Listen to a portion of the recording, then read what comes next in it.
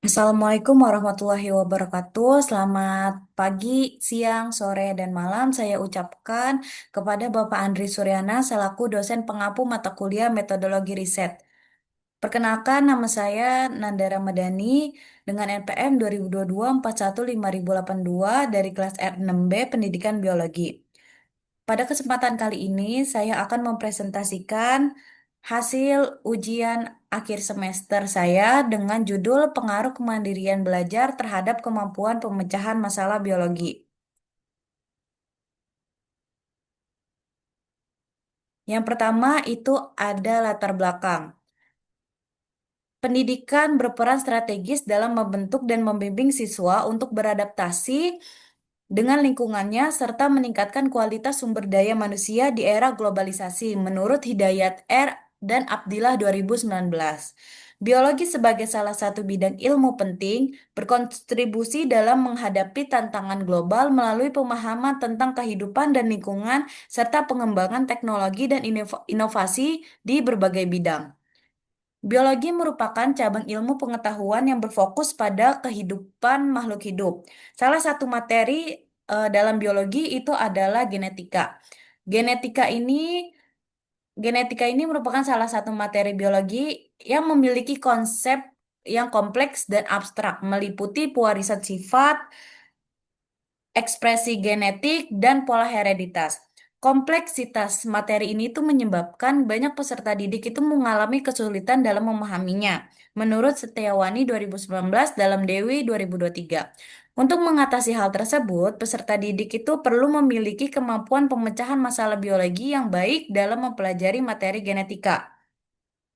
Kemampuan pemecahan masalah biologi merupakan salah satu keterampilan penting yang harus dikembangkan dalam pembelajaran biologi. Pemecahan masalah merupakan proses mental dan intelektual dalam menentukan suatu masalah dan memecahkannya berdasarkan data dan informasi yang akurat, sehingga dapat diambil kesimpulan yang tepat dan cermat menurut Hamalik 2010. Namun, kenyataannya kemampuan pemecahan masalah siswa masih tergolong rendah.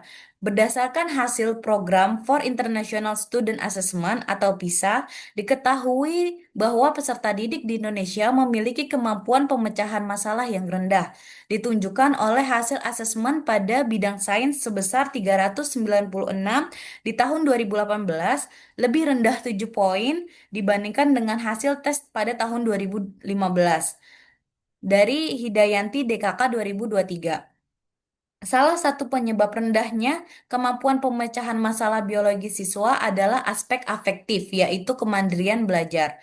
Kemandirian belajar merupakan kemampuan yang dimiliki siswa untuk melakukan kegiatan belajar aktif. Kemampuan ini memungkinkan siswa untuk berinisiatif dalam mencari informasi lain dan memperdalam pemahaman mereka terkait dengan materi yang diajarkan tanpa bergantung sepenuhnya pada sumber materi yang diberikan oleh guru. Menurut Maratus Solihat DKK 2021, kemandirian belajar ini memiliki hubungan yang erat dalam mengembangkan semua kemampuan siswa secara optimal. Kemandirian belajar sebagai aspek afektif berperan penting dalam meningkatkan kemampuan pemecahan masalah biologi siswa. Untuk mengetahui lebih lanjut terkait permasalahan yang telah dijelaskan sebelumnya, maka akan dilakukan penelitian dengan judul Pengaruh Kemandirian Belajar Terhadap Kemampuan Pemecahan Masalah Biologi. Selanjutnya itu ada batasan masalah. Kemampuan pemecahan yang pertama itu ada kemampuan pemecahan masalah. Kemampuan pemecahan masalah yang digunakan dalam penelitian ini menggunakan teori dari Polya. Adapun indikatornya yaitu memahami masalah, perencanaan pemecahan masalah, melaksanakan perencanaan masalah, dan melihat kembali kelengkapan pemecahan masalah.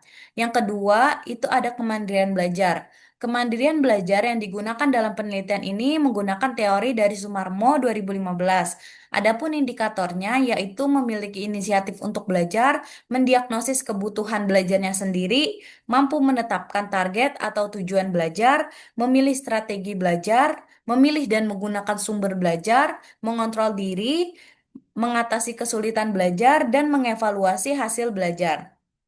Yang ketiga, ada materi yang dikaji adalah genetika.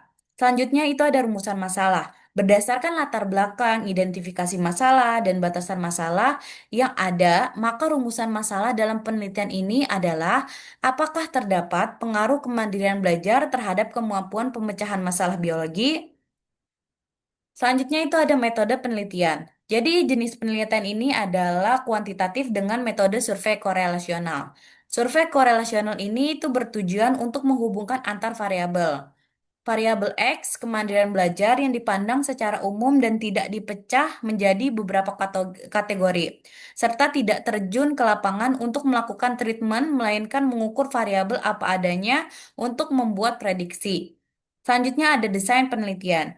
Desain penelitian yang digunakan adalah survei korelasional untuk dua variabel, yaitu variabel X dan variabel Y yang memiliki pola sebagai berikut.